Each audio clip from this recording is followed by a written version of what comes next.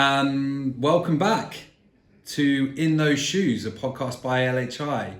Very, very, very excited to have this conversation today. And we've actually mixed it up, as you would have seen. So no interruptions from my little one this week. A big thank you to Melissa and Greg for the last podcast in Berlin. We're staying in Germany. And I'm very, as I said, very excited and delighted to have our very own Harry Kane of LHI. All-round sports, extreme sports fanatic, and our leader of Munich office. Welcome, Dan. Happy to be here. You had no choice in the matter. I had no choice. Yeah, I was cornered. And I sprung it on you last minute. I couldn't say no to you, James. No, I appreciate that. This is really bad that I've got this here because I feel like I'm going to be just leaning on this, and I know all of the questions already. But let's get into it. So, if you could give us a quick introduction to yourself, Dan, and as this podcast has been so far, your best dad joke. So I'll start with a dad joke. Please do. Before I forget it. Yeah. What do you call a man with a shovel on his head? I don't know. What do you call a man with a shovel in his head? Duck. Brilliant. Yeah. Brilliant. Love it. Get that out of the way. Yes. So intro to me. I've been part of the company for 7 years. So I moved to Munich 7 years ago and basically joined LHI 2 or 3 days later. I originally come from the UK, from a place called Northampton. Great place. Isn't worth a visit for anyone that hasn't been there. So I was quite quick to escape. Yeah. I met my wife in England, who's from Germany. I kept visiting Munich all the time, kept coming over here, and decided that there's a place I'd like to try. It's in the mountains, it's got all the things that I like to do around here, as I'm sure we'll come on to later. But before I moved here, I lived in Austria. I was a snowboard teacher for a season. We talked about a quick introduction. You're stealing my first question. All right, mate. So just give me a wrap up. Where are you? Who are you at the moment? So I'm the Munich. Okay. I'm the Munich office leader. Cool. Yeah. Lovely stuff. This is your office. Not this specifically. We're in a mind space, but it's one of my many meeting rooms. Yes, good. Yeah. You own them all. Good. Yeah.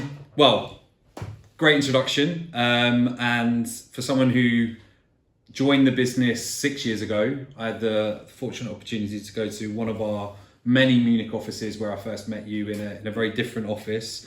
And to see where you've come, I'm really excited to get under the bonnet of that and really understand a little bit more, the secret sauce behind that and some of the lessons you've learned along the way. So we start off this with a very quick question, which you were kind of leading into. Yeah. So I tried to stop you there, which is, how did you get into recruitment? It's an interesting story for a lot of people, similar to myself, falling into it. Yeah. Didn't know what recruitment was, but kind of give us a bit of a backstory of how you got into recruitment. Yeah. What that experience was like for you. Sure. Yeah. And how it started really. Yeah, as I was alluding to earlier, I moved here basically with a car full of bags after I'd been snowboarding in Austria for a season. Didn't know what the hell I was going to do. Didn't know what I wanted to do. Were you a bum snowboarding or? I was a teacher. Okay. So I was a snowboard teacher. Okay. I had no idea what I wanted to do. I think you can imagine coming from the mountains to the city. Yeah.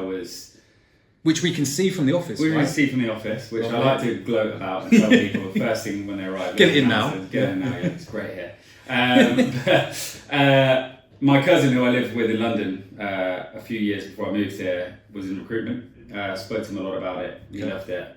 And still at that point, I didn't know if it was a job I wanted to do. Didn't know what the hell I wanted to do. But what did he tell you about recruitment? So it's hard work, but it's basically work hard, play hard. Okay. Hard work, but the rewards that you can reap are amazing. Yeah. If you're good at it and if you're willing to put in the effort, and definitely came true. I remember I was like, I moved here, didn't speak much German, and my options were a bit limited, if I'm honest. Sure. And I remember just basically searching for English jobs, and I came across LHI with this big flashy advert that looked amazing. Yeah. And I sent an application, and literally the next day I had a call with Jen Brown, who's now HR here, and I got this energy from her. She made me excited to have an interview with our then Munich office leader. And I think that the day after that, it's actually a good story. I had an interview booked in with him, with Chris, and I didn't have a suit because I'd just been a snowboard teacher for 6 months. Didn't turn up in goggles, did you? No, I waited for a suit to be shipped. I have to delay the interview. I can't go with that suit. I was pretty old school. So my suit got here, very old, didn't fit very well. And I remember walking into the office and I got this sort of vibe that it's a pretty cool place, lively, people having fun. Did you interview anywhere else? I had a few other interviews, yeah. Okay. A couple of the recruitment firms in Munich and in some completely different fields, insurance. Okay. Yeah, I'm glad I didn't do that. But yeah, I had an interview the next day, final one with Tom Glanfield a week later or a couple of days later, in person in Munich, and he just sold me. Yeah. And I was like, I want to work for Do you think that was the differentiator for you in comparison to those other opportunities? I mean, at the time you probably didn't know a difference between life sciences, insurance, tech, whatever, right? Yeah, I think it was. I mean, you know, all the interviews I had were very personal. It was, you know, getting to know about me for most of it, and asking what I want in a job, and how they can help me achieve those things. And then when I met Tom, the founder, you know, he had massive similar interests to I did. He was genuinely interested in me as a person, how I could fit into the culture, and I thought, you know, if he thinks I can fit to this culture, I'm all in, you know, because he's one of the ones that, you know, sculpted that. So I was like, it was a big selling point for sure, and I didn't get that feeling in other places. Nice. Yeah, always an interesting one. What was the first 6 months like for you? Shall I be honest? Yeah, please do. This is what it's about. And I'll be honest, you know, we'll touch on some of the data from a TA perspective later, but you see the drop off, certainly 6, maybe 12 months. You know, when I had Sam on this a couple of weeks ago, you know, she talked about it was a real graph for her, and it doesn't come easy to a lot of people. For others, it's a duck to water, right? What was the first 6 months like for you? Hard. Yeah. Really hard. To the point where I quit. Oh, really? Yeah. What? Noticing or? I spoke to my boss at the time. I then spoke to Tom Glanfield, and I was like, can't do it. You know, this is hard work. Yeah. It's more than I signed up for. What was what were you struggling to graft? In those first 6 months, you know, first specifically 3 or 4 months, you don't know anyone. You don't have a network. You don't know anything. You just feel like you're consistently trying to find your feet. You feel like Ambi on ice, like nothing works. Everything you touch falls apart, and you have to be really resilient. It's hard. And I remember just one day, I think a couple of processes I had fell off at once, and I thought it was the end of the world. You know, I panicked. I was like, God, I can't do this. I spoke to my then boss, and he was like, okay, give me a few minutes. We'll talk about this in a second. So he went and spoke to Tom, and Tom called me, and he's like, what are you on about? What are you doing? You know, you're going to be great at this. He's like, and he asked me what else I'd go and do. I thought about going and doing a master's. I hadn't really thought about it. It's just like in my panic. You know, he said, do one thing for me. Stay until you do your first deal. Tell me how that feels. And if you don't feel amazing, I won't stop you. And I did. And it felt amazing. And he didn't have to stop me. Love that. Love that. So very thankful for that moment with Tom. If anyone looks at your LinkedIn profile, they'll see, for me, true signs of a high performer, which is 6, 12 months consistent growth.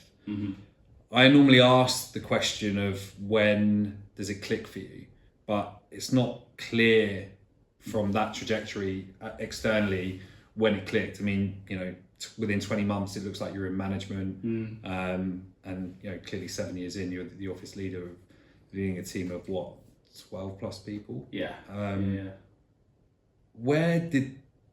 What's the secret to that? I was trying to be a bit more specific with it, but when were you like, this is for you, this is a career for you, and also life sciences, right? And the elephant in the room is we're in another country, right, where you're modest and say you don't speak German, but you could count to 3 at least, right? So when did it click, and when were you like, this is for me?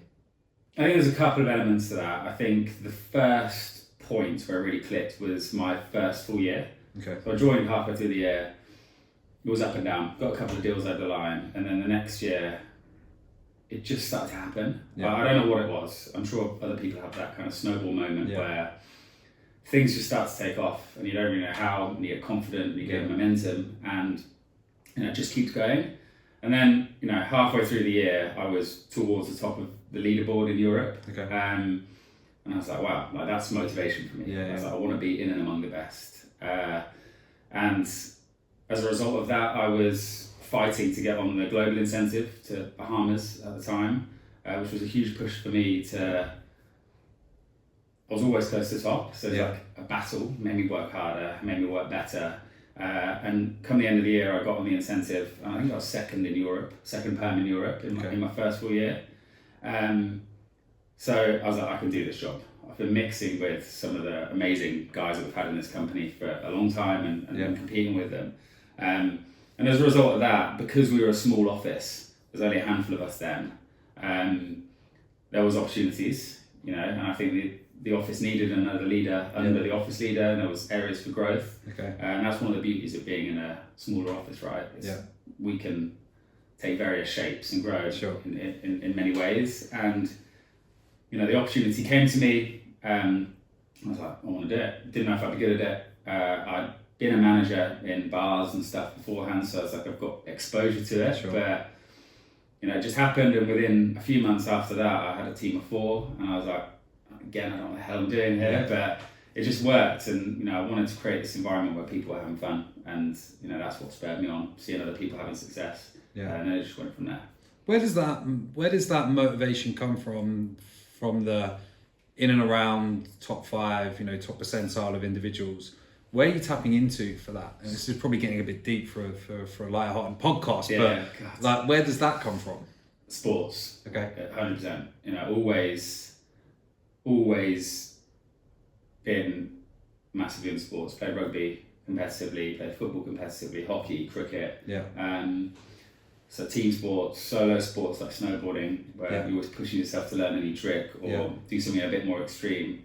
So I think I've always been really competitive within sports, within everything. If it's a little game, I want to be the best. If it's whatever it is, I think from a young age, sports has just taught me to compete with the best, try and take it a level up, score another goal, score another try, whatever.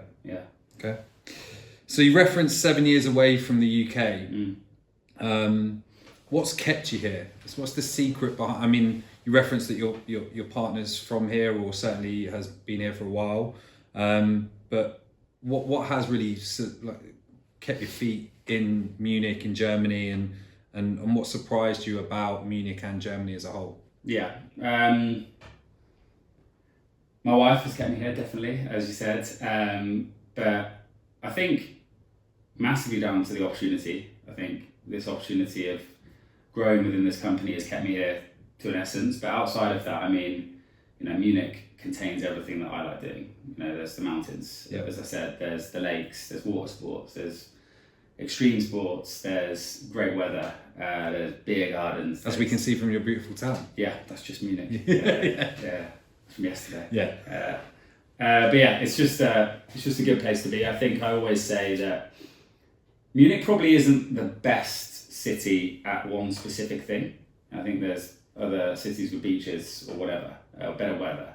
But I think if you look at like a chart of Munich, it does everything really well. It's just very consistently good. And I can't really picture myself moving anywhere else. I wouldn't go back home at this stage. Munich ticks all my boxes for sure. Nice. Nice. So, office leader right now. Who and what have you pulled from to shape who Dan is as a leader? You talk 20 months in, you starting management. Within a few months of that, you're 4 deep in terms of headcount. It's probably good to reference Sebi on this call. Was he your first? I was going to say, Sebi. It could have been very different if I didn't have him. He was my first hire, on board with everything. Just an amazing recruiter, better recruiter than I am. And We'll cut that bit out. Yeah, cut that bit out. But you know, he was always there. You know, he was a very Just going through it with him in some going respects. through it with him is a consistent, and he would tell me if I was, you know, not doing something to the best of my ability, and the other way around. Yeah. We sort of helped each other get better. So definitely Sebi, you know, him as a first hire. As a leader, or as people that you look up to, you talk about wanting to be with and around the elite people. Yeah. Who can you pull from to shape who you are as a leader now? Obviously, you know, the experience that you've had is all LHI and it's all Cypro, right? But, you know, who can you pull from inside the business as well as outside that you can, that's helped shape who you are and give us an insight to what that actually looks like? I think I'll go internally, to be honest, without trying to sound too cringy of this is also a bit of a sell, let's be honest. Yeah. No, I'll go internally because, you know, as I said earlier, my first exposure was to Tom, who built the company, and I got a lot from him. I think he taught me the values of the company, and you know, what it meant to be a part of this group. But then since then, like right now, I have various leaders for different things. Sure. Botty, Ben, mainly. Yeah. And you know, some people might want a career where you have one fixed leader and that's your guy, and you go to them for everything. But what I really like about this company is there's 4 or 5 different leaders above me who I can go for very specific things. So I get kind of a range of opinions, a range of ideas to help me. You know, Botty more for the sales side of things, Ben more for the people side of things. That helps me a lot to, you know, sculpt the culture here, and yeah, and then you got Amory on the people side of things as well. You know, there's just a lot of people in leadership, senior leadership positions that you can tap into for help. They're always available, always there when you need them. Yeah. You talked about the shape and the culture. Give us an insight. It's nice to see that you dressed up for us today. Yeah. Sorry. Yeah. Just wanted to show my tan legs. Yes. But I think for me, coming here, and I'll speak freely on this, is that I love coming here. I love the vibe.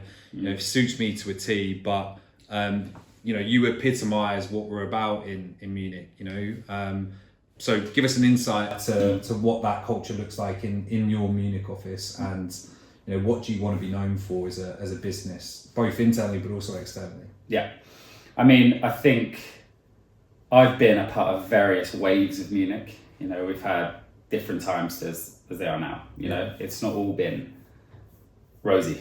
I'll be completely honest. And you know, I think for me, being a big spearhead in shaping the culture that we have now, it's been learning a lot from what I didn't like before and what I could visibly see that others didn't like and how they didn't perform well in. Sure. And I think for me personally, you know, I don't think you can come to work every day and enjoy what you're doing and be successful if you don't like where you work. Sure. So, you know, I try and create a fun environment.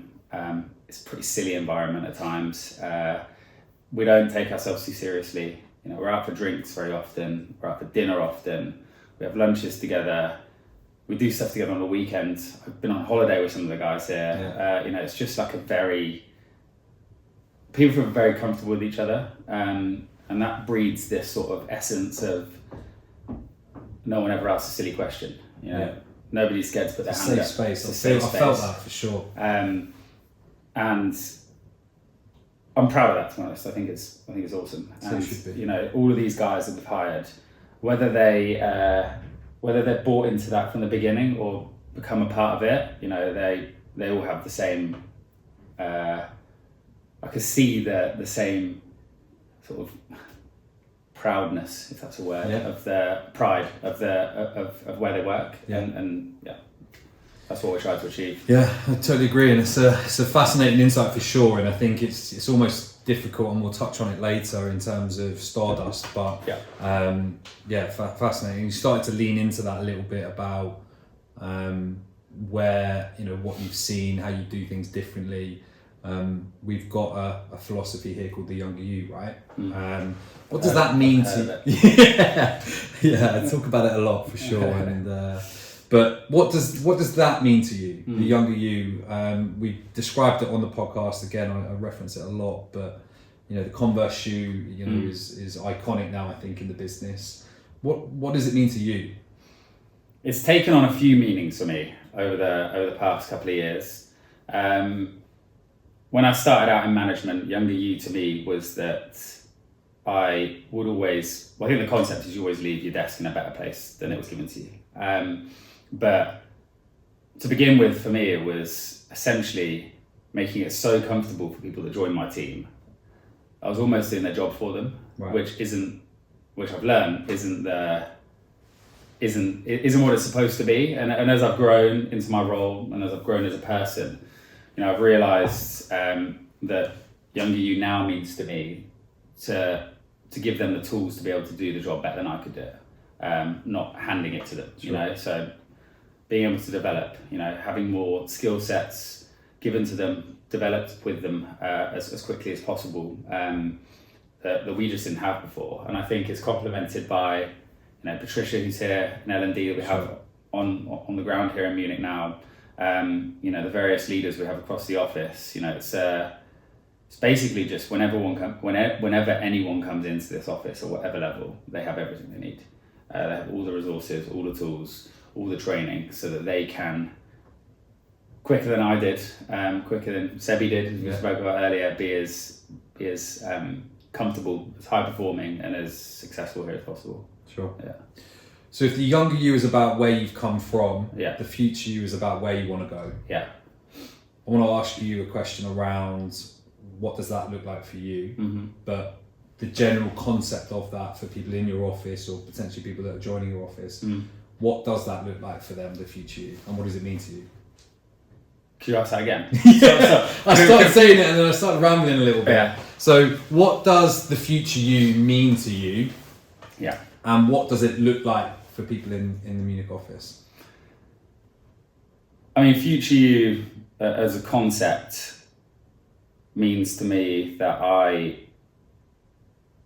I'm never quite satisfied with where I am, personally, business-wise, or the shape of the office-wise. I think there's always more that we could all be. And, again, I'm going back to what I said earlier. As a small office, I think that we have huge possibilities or opportunities to. I've got a. Can you see that? You get some people get a twitchy eye. Yeah. I get it here when I'm tired, and my nose just keeps going mental. Start that again. I was going off on one anyway. Can you ask the question again? The future you. Yeah. What does the future you mean to you, yeah. and what does it look like for people coming into the Munich office? Okay, so future you means to me that there's always a version of yourself or the situations, your surroundings that you're in, sure. that could be better in X amount of time. I think we've always got to be looking ahead, and that's what we're doing here.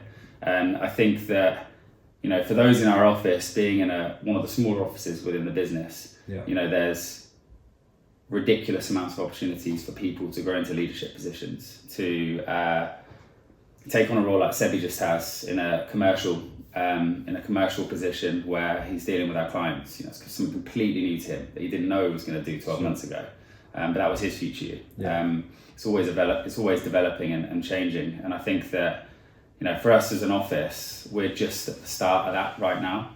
I think we're just about to hit that point where we're going to grow to a substantial sized office, sure. Which is going to mean taking some risks, which is going to mean doing some things we've probably never done before. People moving into roles that they didn't think that they had on their horizon as quickly as it will come. But that's the beauty of it. It's like we've got a good base of people here that we can grow and build good futures with. And Patricia, we were actually, funnily enough, I was talking to Patricia about this, and it's worth mentioning her just quickly. Big shout out to Patricia for setting this up today and legend. for making me feel so welcome whilst I've been here. Yeah. But we were talking about how she came in from a recruitment background into an L&D role, which, by the way, is unbelievable that you have the opportunity to have someone like her at your disposal in your office, as you've already alluded to. She's already started working and had unbelievable success on the TA side. Sure. And I was talking to her earlier about how, I have imposter syndrome, and she was, talking similarly, and I was like, in a way, that imposter syndrome, that being comfortable with the uncomfortable is a privilege. It's something that we should embrace. Obviously, sometimes it's not comfortable, but having the feeling of I'm uncomfortable with what I'm doing is where the opportunity is, where that stretches, right? Yeah. Which I think we've all had to get used to that in LHI and this rocket ship that has been 7 years of your journey, right? Yeah, for sure. We talk about the goose. I was talking to Sevan earlier about it. He was referencing a duck, but the goose analogy. I've tried to explain it. We skipped over it with the previous podcast we did, but this year Jim referenced this is the year of the goose. What does that mean for you? And again, similar question. What does it look like in the Munich office? Yeah.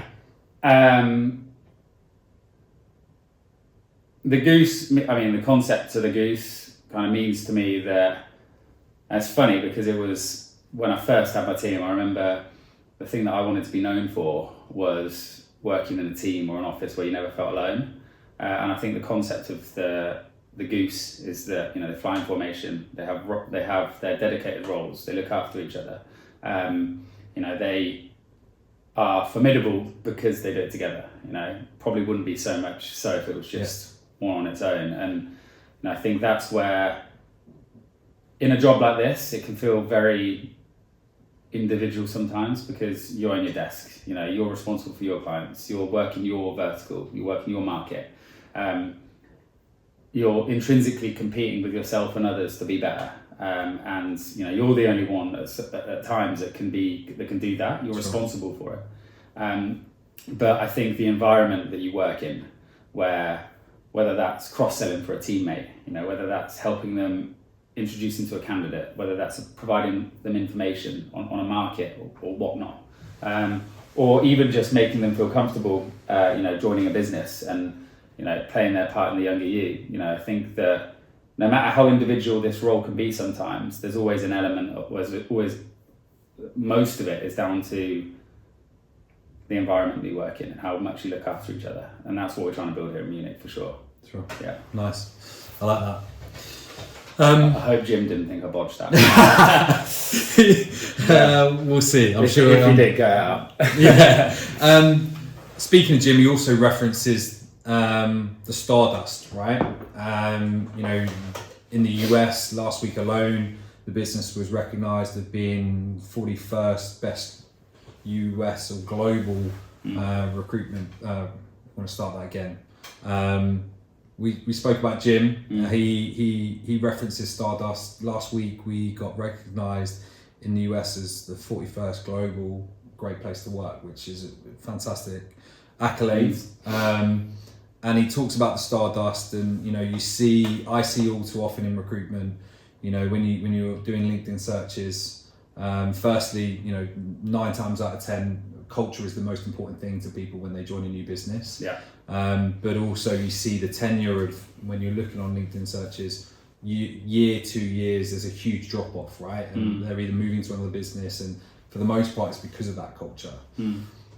What does that Stardust look like for you in Munich? You talked about it a little bit earlier, but what makes it special to be in Munich? This is your opportunity for a bit of a sell. Yeah. Okay. So I'm taking a minute to consider what I'm going to say here. Please do.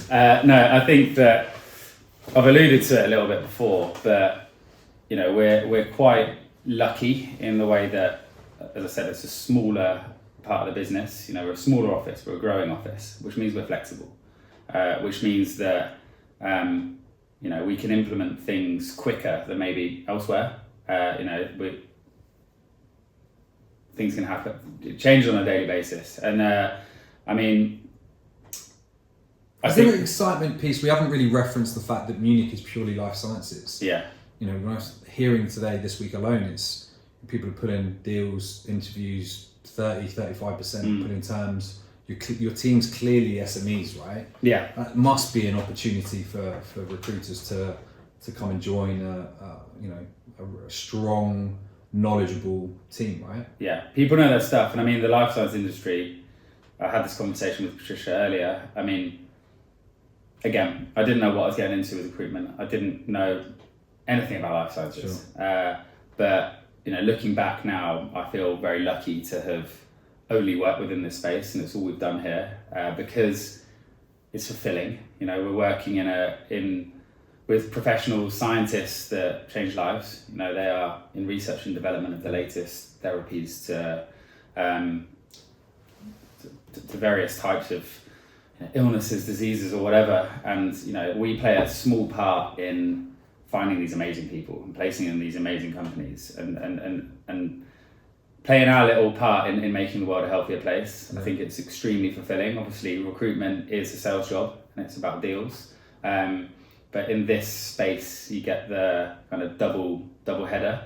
You do your deal, you feel happy about that, you've done your sales part well. But on top of that, you get the extra fulfillment of, I've just placed someone in a project, a company that is going to do some awesome stuff over the next couple of years. And they wouldn't have done that without me, or the candidate wouldn't have found it without me. Sure. And that's special for sure. That never gets old.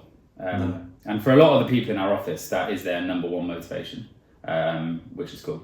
What's your why?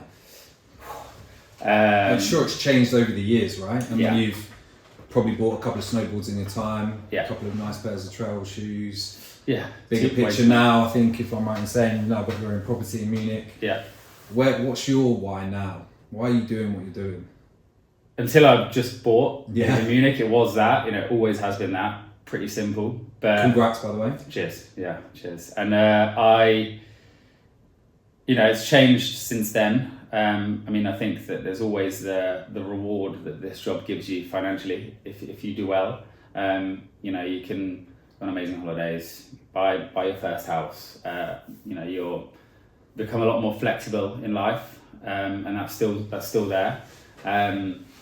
But I think really what I'm dedicated to at the moment is growing this office to a sizable office. I want to be the guy that did that. I want to get this office to 30 plus heads as quickly as possible. I want to potentially open up new brands here, try different areas that we've never worked in before. I feel like at the moment because the Munich office is in such a good place, I feel like we're pioneers with what we've done here. Sure. Because it's all new. We've never been this good. And that's a huge motivation to me, to be the guy to spearhead that, drive, pioneering this Munich office forward, which makes coming into work every day easy, surrounded by these people who also want the same thing. It's wicked. Yeah. Is legacy important to you? Yeah. I think I alluded to that a little bit there. What do you want to be known for at LHI? I think that's throwing questions at you, by the way, completely off script. Getting harder. I think legacy is important. As I've said at the start of this, we haven't always got it right here. And I'm happy to say that, and I'll say that to anyone, because it's made us who we are. But I want to be that guy to get it right. I think that we had a record Q1 this year. I think we're at this stage where we can continuously start breaking records, which we weren't at before. We weren't in that place. We're in that zone now where the only way is better. Every person that joins this company now is going to help us get better. They're not going to fill a gap. We need these people, and they're going to start helping us break yearly records. Get to record headcounts, etc. And legacy-wise, being the guy that did that and will continue to do that is massive. That's a big motivator for me. Nice. And we're here for you to support that growth. Yeah, always. Last question, I promise. This is the scripted one. Is looking back on the 7 years and that rollercoaster of journey that you've gone on, what would be one piece of advice you gave Dan back then? I guess younger you fashion, right? Put yourself in his shoes when you're waiting to get that suit and you're about to start in the business. What's one piece of advice you'd give yourself knowing what you know now? I think it's quite a generic answer, but as it was at the start of my career, difficult, nearly quit, up and downs in our office, through COVID where I personally struggled. Yeah. I think we that all did, right? we all did, yeah. I think there's been a lot of ups and downs to get to this point, and I think that you can't see that to begin with. You don't know that's coming. You don't know what's coming. I would try and go back and tell myself to be calm and resilient. I think don't blow things out of proportion. There's going to be bad times. That doesn't mean you're bad. That means that you're going to take, as hard as it is to take, sometimes you're going to learn something from it, and it's going to make you better in the future. And I think that, whereas maybe, through stages of the last 7 years since I've been here, when things aren't going so well, it stressed me out, I've taken it personally.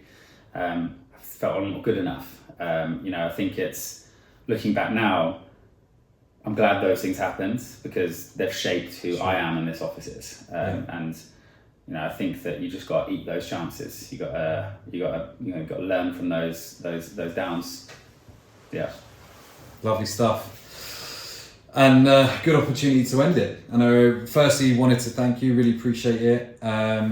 Feel free to reach out to Dan on LinkedIn. If you've been listening so far, I feel like that's another fantastic insight to life here at LHI, and a little bit of a touch on what I've experienced only in 2 days so far, and I'm looking to see the rest of the week out. You're planning to relocate, aren't you? Yes, yeah. Well, I've got to approach that subject with the missus, but yeah, I'll do that tonight. Yeah, the little one's already making friends, which is great too. Yeah. The parks, but as I said, feel free to reach out to Dan. It's probably worth actually quick pitch if you've got time, just to. Are we hiring for you at the moment? What does that look like? Yes. So we are hiring. We're doing our first ever grad camp. Okay. So, people who are looking for their first jobs in recruitment. Yeah. We're looking at hiring a few people together, start at the same time, learn from each other, compete with each other, have fun with each other. They're all going to be reporting directly into me to begin with. So I'm going to be running the camp or the school to begin with. And we're then going to disperse into the markets that have the most need, with the most demand. So people are kind of filtering into really hot desks. And again, we've never done this before. Again, talking about pioneering and moving things forward. We want that energy in the office. We want new people to come and contribute towards the energy here. Have fun with us. And as I said, those people that are going to join now are going to be part of us breaking records. Taking Munich to the next level consistently. We're looking for some hungry, resilient, as I've touched on earlier. C1s who are going to come into the business and help us get better. Nice. Yeah. Well, have a look on our website. There'll be opportunities online. Feel free to reach out to Patricia, myself, and the rest of the TA team for those opportunities. Next up, Melissa is back over in the UK, where she's going to be talking all things clean energy and female leadership. So, as always, please like, share, and comment where possible. And we thank you for your time.